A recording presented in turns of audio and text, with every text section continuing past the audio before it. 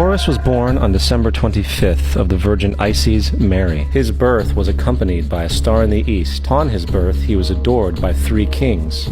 At the age of 12, he was a prodigal child teacher, and at the age of 30, he was baptized by a figure known as Anup, and thus began his ministry. Horus had 12 disciples he traveled about with, performing miracles such as healing the sick and walking on water. Horus was known by many gestural names such as the Truth, the Light, God's Anointed Son, the Good Shepherd, the Lamb of God, and many others. After being betrayed by Typhon, Horus was crucified, buried for 3 days, and thus resurrected.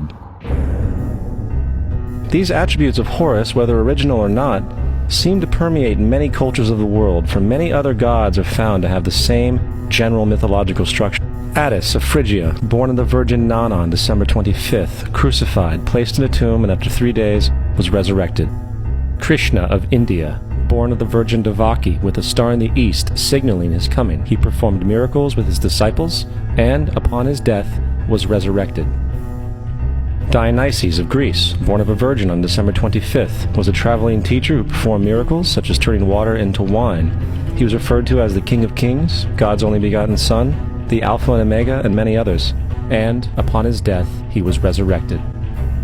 Mithra of Persia, born of a virgin on December 25th, he had 12 disciples and performed miracles, and upon his death was buried for 3 days and thus resurrected. He was also referred to as the Truth, the Light, and many others. The sacred day of worship of Mithra was Sunday. The fact of the matter is, there are numerous saviors from different periods from all over the world which subscribe to these general characteristics. Why these attributes?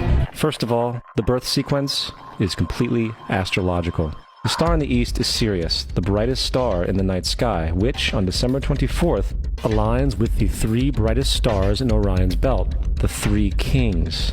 All point to the place of the sunrise on December 25th. This is why the 3 kings follow the star in the east. From the summer solstice to the winter solstice, the days become shorter and colder. And from the perspective of the northern hemisphere, the sun appears to move south and get smaller and more scarce.